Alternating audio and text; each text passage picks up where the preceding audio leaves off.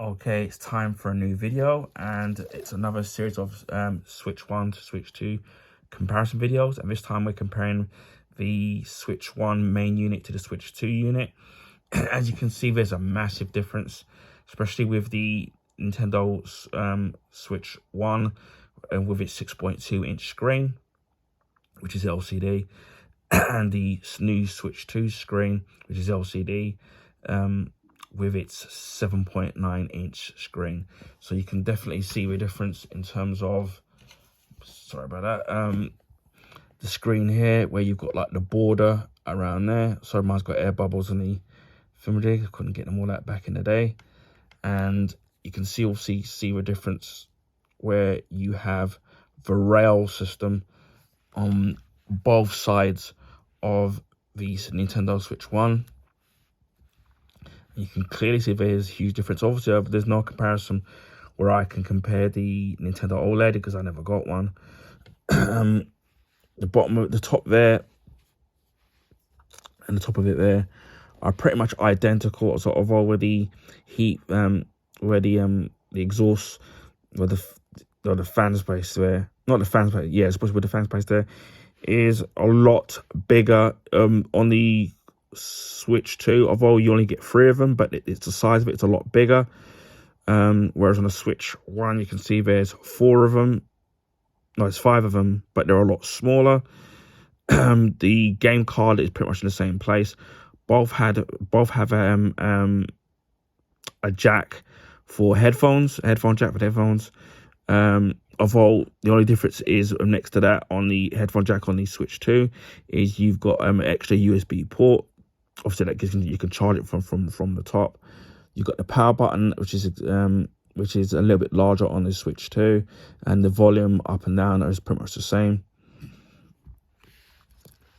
And then when we check underneath there, obviously you got you can obviously that will go into the dock, and obviously you can charge it from there. The vents on there isn't. I don't think there is any on the Switch 1, but the actual connection is pretty much the same. At the back, obviously you've got the kickstand, which is overall does the job.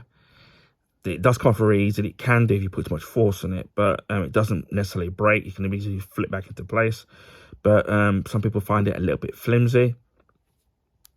But obviously it does the job.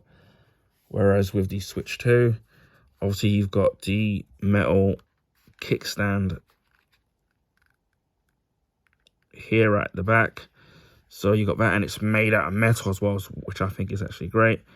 And then back here is where you would put the micro SD card. So that slips into there. Very easy to put in. Whereas with the Switch 1, sorry, you flip this open here, and then the SD card, I've got mine in it, comes out like that. So it's very easy to put in there, and it just goes in there. So they're both very great, in terms of how you install your SD card. But in terms of the weight, for me, it's probably a little bit heavier. With this definitely feels a lot heavier than the Switch 2. The Switch 2 main unit feels a lot heavier than the Switch 1. But the obvious big difference is the 2 USB ports at the top and bottom on the Switch 2. The kickstand obviously is a lot more durable, and a lot stronger, especially as it's made out of metal, and it feels more sturdy. Obviously, the machine's generally speaking, it's obviously a more powerful spec. But what is one of the biggest things that's great about this is the fact that you've got the screen on this is absolutely fantastic, and it's a lot bigger. There's pretty much no borders in it, so you're getting a lot more real estate when you're playing the games, and obviously it's a lot bigger.